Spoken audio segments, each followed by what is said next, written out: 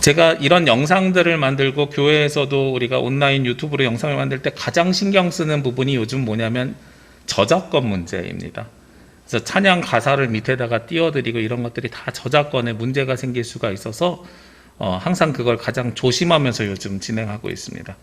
저희 총회 게시판에도 얼마 전에 공지사항이 올라왔는데 목사님들이나 장로님들이 자유 게시판에다가 정보를 공유하려고 올려주신 글들이 있어요.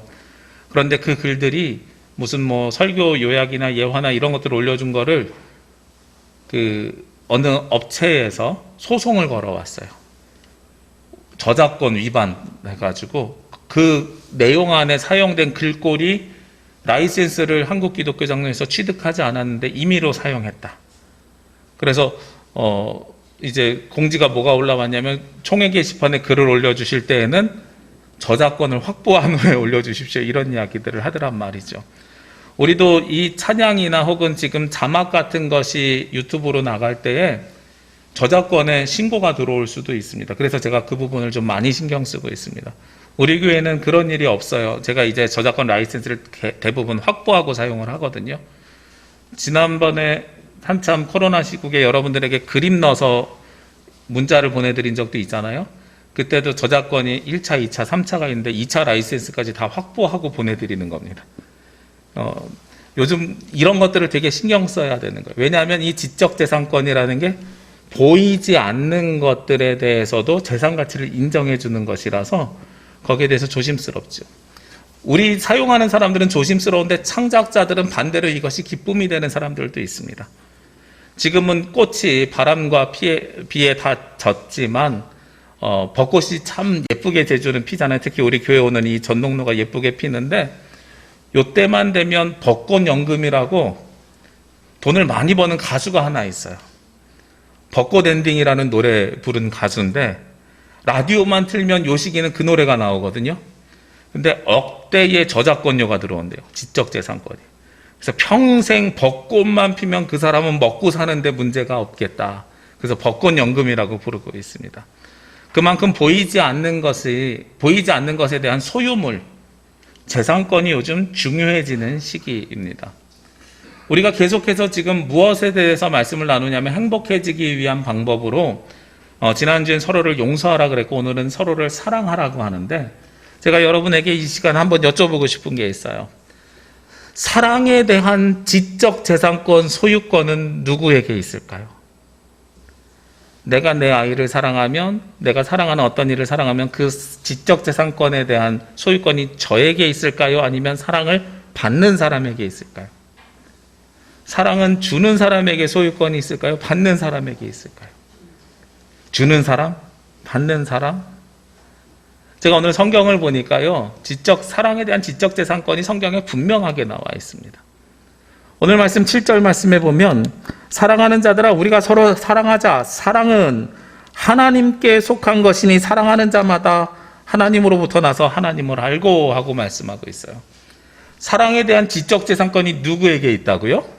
하나님께 있다고요. 모든 사랑은 다 누구에게 속하였어요? 하나님께 속하였다고요. 이게 우리가 사랑해야 되는 가장 중요한 전제입니다. 우리가 누구를 사랑할 수 있고 그 사랑을 전할 수 있고 나눌 수 있고 심지어 사랑을 받을 수 있는 것조차 누구에게 속하여 있냐면 하나님께 속하여 있다는 것을 우리가 기억해야 된다는 거예요. 제가 이 사랑에 대한 지적재산권에 대해서 말씀을 드릴 때에 자주 사용하는 예가 있습니다. 무엇이냐면 바로 물입니다. 저도 이제 물을 이렇게 마시는데 물이라는 것을 통에다가 담아두든지 아니면 수도꼭지를 틀면 나오는 것이 물이죠, 요즘은. 옛날엔 냇가에 흐르는 것이 물이었지만, 저희가 쓰레기를 버리지 않기 위해서 요즘은 제가 생수를 교회에다 사놓지 않습니다. 주일날 예배 때 쓸 물 텀블러 2개에다가 들고 내려와서 따라서 먹어요. 근데 생수통에 사서 보면 생수통에 뭐가 써있냐면 취수원이라는 게 있어요. 취수원이라 그래서 이 생수는 강원도 철원에 어디에서 물을 떴다, 삼다수 한라산 어디에서 물을 떴다 하는 취수원이 있습니다. 물을 떠오는 그 근본적인 데를 취수원이라고 하죠. 우리가 수돗물도 어디로부터 와요? 상수도 사업국으로부터 오죠. 그런데 그 물은 어디서부터 오는가? 이 치수원이라고 하는 지하수나 이런 좋은 물들은 어디서부터 오는가? 육지 같으면 강에 흐르는 그 물은 어디로부터 오는가? 결국은 그 물은 다 어디로부터 오냐면 하늘에서부터 오더라고요. 하늘에서 비를 내려주지 않으면 지하수가 물을 내뿜지 못합니다. 하늘에서 비를 내려주지 못하면 강물에서 그 물을 상수도로 변화시킬 수가 없습니다. 모든 물은 하늘로부터 오더라 하는 거예요. 제가 대학교 4학년이 되던 해에요. 학교에서 수학여행을 가자 그러더라고요. 근데 이제 대학교는 선생님들이 준비하는 것이 아니라 학생들이 준비를 하는 거니까 임원들이 어디를 갈까 막 준비를 해요. 그래서 제가 제안을 하나 했습니다. 요즘 다른 대학을 보니까 해외로 수학여행 가는 것이 유행이던데 우리도 해외로 한번 가보자. 그랬더니 신학생들이 무슨 돈이 있느냐. 우리는 제주도도 어렵다. 그러면서 임원들이 결정한 게 어디를 결정했냐면 태백을 가기로 결정을 했어요. 근데 제가 태백을 왜 가는가 하고 나중에 물어봤더니 정말 놀라운 이유가 있었는데 비행기도 탈 돈이 없고 버스를 대절해야 되는데 관광버스를 대절하기가 어려우니까 학교 셔틀버스를 대절했단 말이에요. 근데 그 셔틀버스 기사님 고향집이 태백이에요. 그래서 저희는 수학여행 가서 다른 대학생들처럼 무슨 뭐 콘도에서 자고 이런 게 아니라 학교 셔틀버스 기사님 고향집에서 30명이 자고 2박 3일 지내고 왔거든요. 근데 그 태백에 가니까 뭐가 있냐면 한강에 물이 시작되는 곳이 있더라고요. 정확하게 그 연못의 이름을 기억을 못 하는데 무슨 황지연인가 뭐 이런 연못인데 거기 한강만 시작되는 것이 아니라 거기서 물줄기가 나오는데 하나는 남쪽으로 흐르고 하나는 북쪽으로 흐른대요. 남쪽으로 흐르는 건 그것이 흘러서 낙동강으로 들어가고 북쪽으로 흐르는 건 그것이 서쪽으로 해서 나중에 한강으로 해서 서울까지 간다는 거예요. 그러면서 태백에서는 우리나라의 가장 중요한 두 물줄기인 낙동강과 한강의 물줄기가 여기로부터 시작이 돼요. 그러는 거예요. 그래서 그 물줄기가 시작된 연못에 보니까 물이 그냥 뽀글뽀글하면서 졸졸졸졸 올라와요. 근데 그때 그 기사님이 뭐라고 설명해 주시냐면 요즘은 비가 안 와가지고 이 물이 적은 거예요. 비가 많이 오면 이게 훨씬 더 냇물이 꽉 차 있어요. 이런 이야기를 하시더란 말이죠. 결국은 모든 물의, 강의 물의 근원이라고 하는 이 황지연에서 나오는 그 물줄기도 어디로부터 와야 돼요? 하늘로부터 와야 되는 겁니다. 그러니까 우리가 사랑이라고 하는 것은 사랑을 주는 사람, 받는 사람에게 소유권이 있는 게 아니고요. 우리가 지금 하고 있는 사랑의 소유권은, 지적재산권은 누구에게 있다고요? 하나님께 있다고요. 그래서 모든 사랑은 하나님으로부터 시작된다는 걸 우리가 전제해야 됩니다. 그리고 그 하나님께서 우리에게 그러면 사랑을 주셨는데 어떻게 주셨을까? 하나님은 그 사랑을 우리에게 어떻게 표현하셨을까? 가장 중요한 것을 내어주심을 통해서 그 사랑을 우리에게 보여주셨어요. 가장 소중한 것을 우리에게 내어줌을 통해서 그 사랑을 보여주셨단 말이에요. 여러분들이 사랑하는 사람에게 사랑을 주는 방법이 무엇이 있습니까? 어떤 사람은 함께 있고, 어떤 사람은 칭찬해주고, 어떤 사람은 선물을 주고, 어떤 사람은 인정하는 말을 해주고, 여러 가지 사랑을 주는 방법이 있지만 가장 중요한 것 중에 하나는 내가 그 사람에게 시간을 주든 그 사람에게 선물을 주든 가장 소중한 것을 준다는 사실입니다. 오늘 성경에 보면 하나님께서는 9절과 10절 말씀에 보면 하나님의 사랑이 우리에게 이렇게 나타난 바 되었으니 하면서 하나님의 사랑이 표현된 방법을 보여주셨습니다. 하나님이 자기의 독생자를 세상에 보내심은 그로 말미암아 우리를 살리려 하심이라. 사랑은 여기에 있으니 우리가 하나님을 사랑한 것이 아니요 하나님이 우리를 사랑하사 우리의 죄를 속하기 위하여 화목제물로 그 아들을 보내셨습니다. 사랑은 어디 있다고요? 하나님께서 그 아들 예수 그리스도를 보내주심에 있다고요. 사랑이 하나님께 속하여 있고 사랑의 지적재산권은 하늘에 있지만 그 사랑을 이 땅에 내려주시는 방법으로 하나님께서 무엇을 선택하셨냐면 가장 아끼는, 가장 사랑하는 아들 예수 그리스도의 생명을 우리에게 내어주심을 통해서 하나님은 그 사랑을 우리에게 보여주셨습니다. 우리가 고난주간을 지내면서요, 예수 그리스도의 십자가와 고난을 묵상합니다. 예수 그리스도의 십자가와 고난을 묵상하는 이유가 있지요. 사람이 당할 수 없는 가장 커다란 고통을 예수님께서는 십자가에서 지셨습니다. 많은 학자들이 사람이 죽는 가장 고통스러운 방법으로 십자가형을 이야기합니다. 손에 못이 찔려서 그런 게 아니고요. 발에 못이 찔려서 그런 것이 아니고요. 가시면류관이요. 물론 이것도 아픕니다. 손에 박힌 못도 가시면류관도 아프지만 그 옆구리에 창을 찔러내고 십자가에 매달라서 숨을 쉴 때마다 폐 끝으로부터 오는 고통을 느끼게 한다는 거예요. 그리고 한 번에 죽는 것이 아니라 온몸에서 피가 빠져나갈 때까지 몇 시간 동안 그 고통은 유지된다고 하는 거죠. 그래서 십자가의 고통이 가장 커다란 고통이고 가장 지속적인 고통이고 가장 아픈 고통으로 우리에게 이야기되고 있는 겁니다. 그래서 우리는 성금요일을 지내면서 혹은 좀 더 길게는 고난주간을 지내면서 좀 더 길게는 사순절을 지내면서 예수 그리스도의 고난에 동참하고 묵상하는 삶을 삽니다. 이게 그리스도인들이 사순절을 보내고 고난주간을 보내고 성금요일을 보내는 방법입니다. 그런데요, 그 십자가의 죽으심이 고난이 고통이 무엇이 없으면 소용이 없냐면 부활이 없으면 소용이 없습니다. 부활이 없으면 가장 아프게 돌아가신 분이지 그거 자체가 우리에게 의미를 갖지 못한다는 거예요. 예수 그리스도의 부활 소망이 무엇을 우리에게 주시냐면 이 땅에서 가장 고통스럽고 가장 아프고 가장 힘든 일을 다 이겨내시고, 우리가 부활절에 부르는 찬양에 공통된 가사들이 있습니다. 사망 권세 이기고, 여기서 사망 권세라는 건 그냥 죽음을 이겼다는 것이 아니라 우리의 죄도 씻어주셨고 우리가 가지고 있는 가장 커다란 고통도 감당해 주심을 통해서 우리에게 다시 살아남의 은혜를 주신 거예요.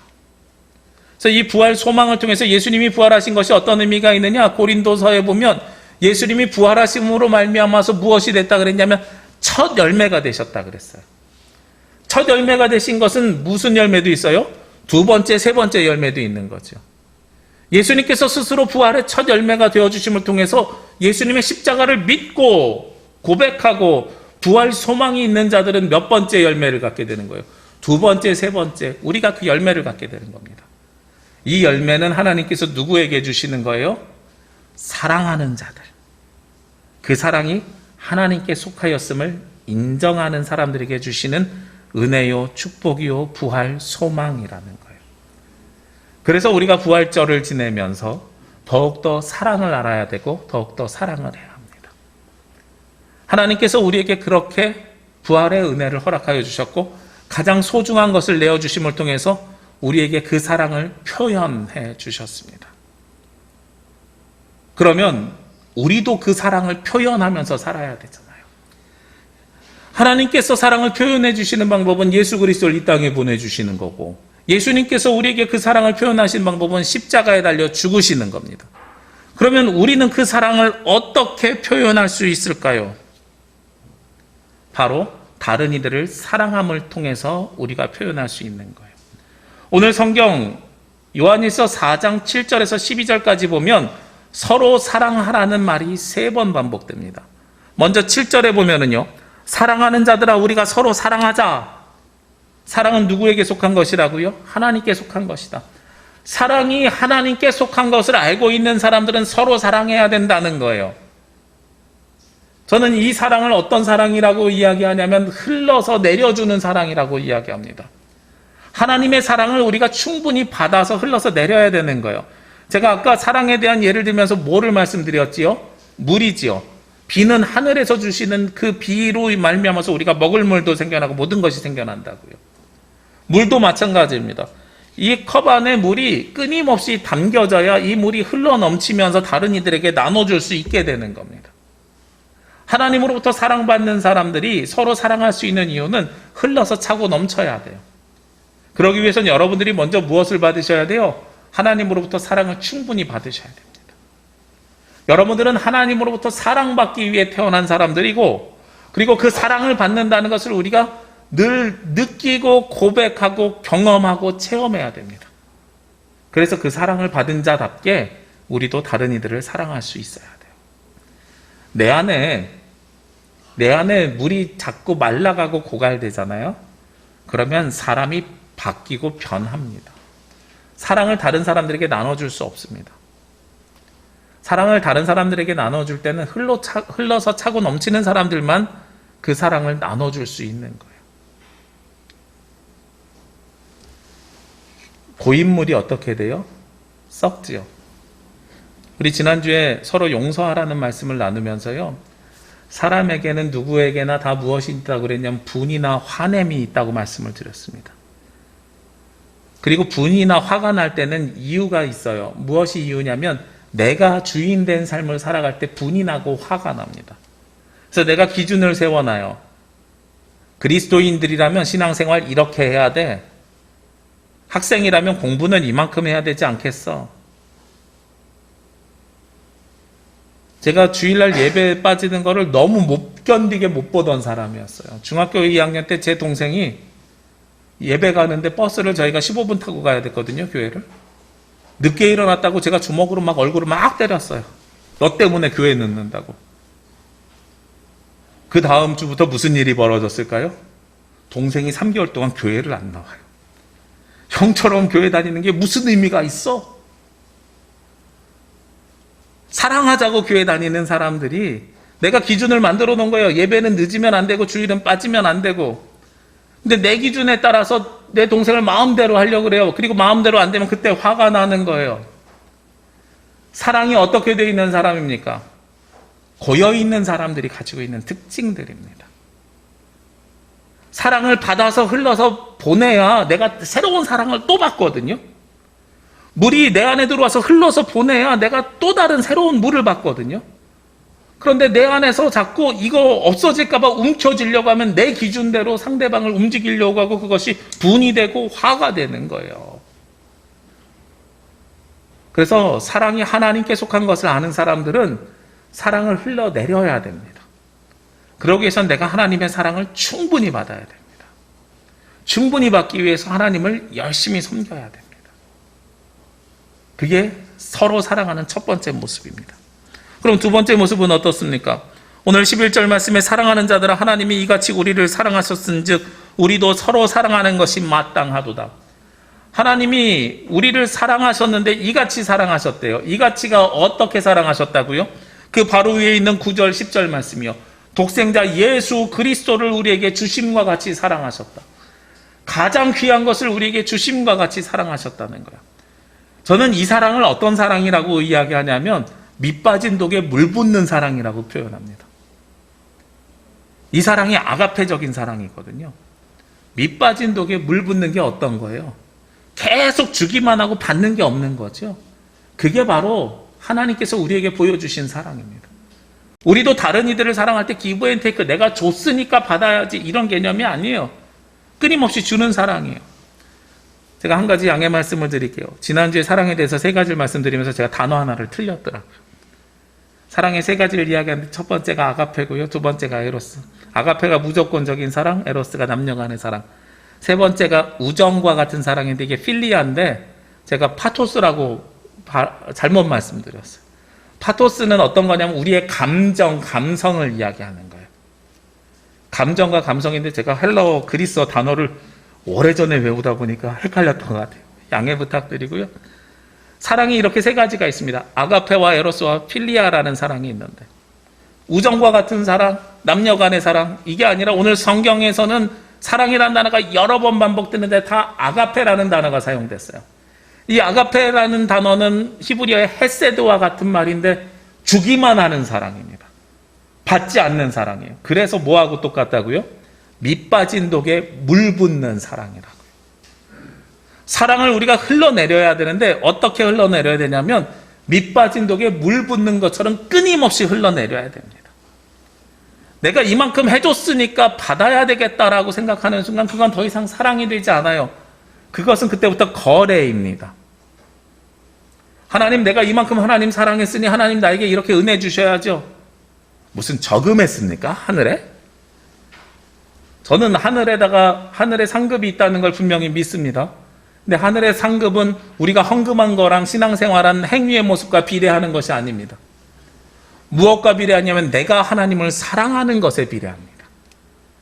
그리고 하나님께서 여러분들에게 주시는 사랑에 비례합니다. 그것은 눈에 보이는 것도 아니고 물질적인 가치로 매길 수 있는 것도 아니고 우리가 계산할 수 있고 계량할 수 있는 시간에 대한 것도 아닙니다. 밑빠진 독에 물 붓는 것 같이 바보같이 사랑을 하는 사람들에게 주시는 무한하신 하나님의 은혜입니다. 그리고 오늘 서로 사랑하자는 말씀이 마지막으로 12절에 한 번 더 나와 있습니다. 12절에 보면 어느 때나 하나님을 본 사람이 없으되 만일 우리가 서로 사랑하면 하나님이 우리 안에 거하시고 그의 사랑이 우리 안에 온전히 이루어지느니라. 하나님의 사랑이 우리 안에 보여요, 안 보여요? 안 보이지만 사랑하라는 거예요. 요즘 사람들이 하는 말 중에요, 증명해봐, 증거대봐 라는 말이 굉장히 많습니다. 우리가 어떤 일을 하면 너무 쉽게 증명해봐, 증거대봐 이렇게 이야기하거든요. 세상 모든 일들이 증명하고 증거될 수 있을까요? 보이지 않는 것들을 믿을 수 있는 것이 믿음인데, 저는 요즘 아이들 있잖아요. 요즘 아이들이 기성세대들보다 보이지 않는 것을 훨씬 더 잘 믿는 것 같아요. 지난주에 우리 이상해 권사님 영상 촬영하고 그 다음에 이제 몇 분 집사님 촬영하고 마지막에 아이들 3명 촬영을 했거든요. 근데 아이들이 저쪽 안쪽 방에서 기다리고 있더란 말이에요. 기다리고 있다 그 중에 한 아이가 이렇게 막 울면서 나왔어요. 막 울면서 막 이야기를 하는데 나중에 그 이야기를 듣고 보니까 무슨 게임 안에 집이 있는데 그 집 안에서 자기가 사라졌다는 거예요. 근데 저희 둘째 아이가 막 쫓아나와가지고 아니야 내가 핸드폰으로 보니까 내 집에 아직 너 있어. 우리 어르신들 이해가 됩니까? 저 이해 안 되거든요.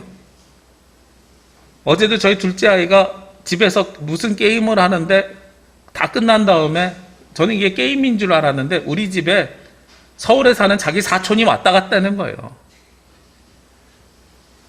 본인이 만들어 놓은 로블록스인지 마인크래프트인지 모르겠는데 본인이 만들어 놓은 보이지 않는 인터넷 가상 속의 집에 친척들이 서로 왔다 갔다 하는 거예요, 이미.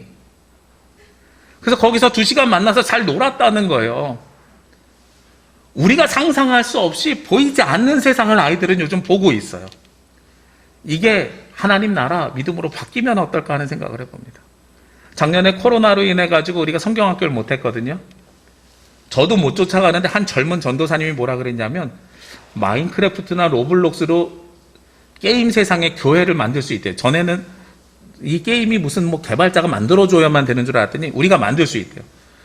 게임 속에 교회 만들고 그 안에서 성경학교 하는 거 어떨까요, 목사님? 이러는 거예요. 애들이 게임 속으로 다 등교를 하는 거예요. 보이지 않는 것에 아이들이 오히려 더 잘 믿고 있습니다. 우리의 신앙이라는 게 어떤 겁니까? 믿음이라는 게 어떤 겁니까? 바라는 것들의 실상이요, 보지 못하는 것들의 증거가 믿음이거든요. 근데 오늘 성경에서 무엇을 보라 그러냐면 12절 말씀해 보니까 하나님을 본 사람이 없대요. 여기 계신 분들 중에 하나님을 본 사람이 있으십니까? 없어요. 하나님을 본 사람이 없지만 우리가 하나님께서 계심을 믿잖아요. 하나님께서 역사하심을 믿습니다. 그리고 하나님께서 우리에게 사랑 주심을 믿습니다. 우리가 하고 있는 이 사랑이 하나님께 속한 것임을 믿습니다. 이렇게 하나님께서 우리의 모든 것들을 주관하시고 사랑의 주인이심을 믿는 사람들은 어떻게 살아야 돼요? 그 사랑이 우리 안에 온전히 이루어지기 위해서 서로 사랑해라. 서로 사랑해야 하나님께서 우리 안으로 들어오셔서 우리가 부활 소망이 있는 자들로 살아갈 수 있도다 하고 말씀하시는 거예요. 그래서 서로 사랑해야 되는 겁니다. 여러분들이 하나님을 사랑하시면 증거되시고 증명해 보이십시오. 보이지 않는 하나님을 향해서 우리가 증거하고 증명할 수 없으면 이웃을 사랑하는 것으로 증거하고 증명할 수 있습니다. 오늘 8절 말씀에 보면 사랑하지 아니하는 자는 하나님을 알지 못하나니 이는 하나님은 사랑이시니라. 우리가 세상을 사랑하지 못하고 서로 사랑하지 못하고 이웃을 사랑하지 못하는 사람은 하나님을 알지 못하고, 서로 사랑하고 이웃을 사랑하고 세상을 사랑한 사람은 우리의 사랑이 하나님께 속하였음을 아는 사람이고, 그러니까 이 말은 무엇이에요? 이웃을 사랑하는 것이 하나님을 사랑하는 걸 증명하는 거죠. 그것을 증거하는 겁니다. 우리가 보통 그렇게 알고 있습니다. 사랑은 두 가지라고요. 십계명을 보면 내 마음과 뜻과 힘을 다해 주 너희 하나님을 사랑하라. 1계명부터 4계명까지는 하나님을 사랑하는 거고, 5계명부터 10계명까지는 내 이웃을 내 몸과 같이 사랑하라. 이웃을 사랑하는 거고. 그래서 우리가 어떻게 알고 있어요? 하나님 사랑, 이웃 사랑. 근데 이 두 개가 떨어질 수 있느냐? 아니요. 오늘 요한일서 4장 7절에서 12절까지의 말씀을 보면 서로 사랑하는 사람은 하나님을 사랑하는 것이고, 하나님을 사랑하는 사람들은 서로 사랑할 수밖에 없노라라고 이야기하는 겁니다. 이 두 가지의 사랑은 떨어질 수 있는 사랑이 아니라 하나가 되는 사랑이고, 함께하는 사랑이고, 하나님을 사랑하는 것을 증명하는 사랑이 이웃을 사랑하는 사랑입니다. 그래서 우리가 부활 소망을 가진 사람들은 우리끼리 살아가는 것이 아니라 이웃을 향해서 열려져 있어야 됩니다. 이웃을 사랑하십시오. 얼마나 사랑해야 되냐면 밑 빠진 독에 물 붓듯이 사랑하십시오. 내가 이만큼 가서, 오늘도 부활절 계란 여러분 나눠드릴 건데 이웃에게 계란 드리고 이만큼 가서 계란 주면, 내가 자녀들에게 이만큼 이야기하면 미안해서라도 교회 한 번은 나와줘야 되는 거 아니야, 이렇게 생각하실 수도 있어요. 그럼 그 인간적으로 관계로 데리고 오는 거죠. 밑 빠진 독에 물을 부어야 그 사람이 하나님의 사랑을 합니다. 아무 조건 없이 이 예배당에 다음 주에 안 나오더라도 사랑을 줘야 됩니다. 그래야 그가 나를 통해서 비로소 누구의 사랑을 알아요?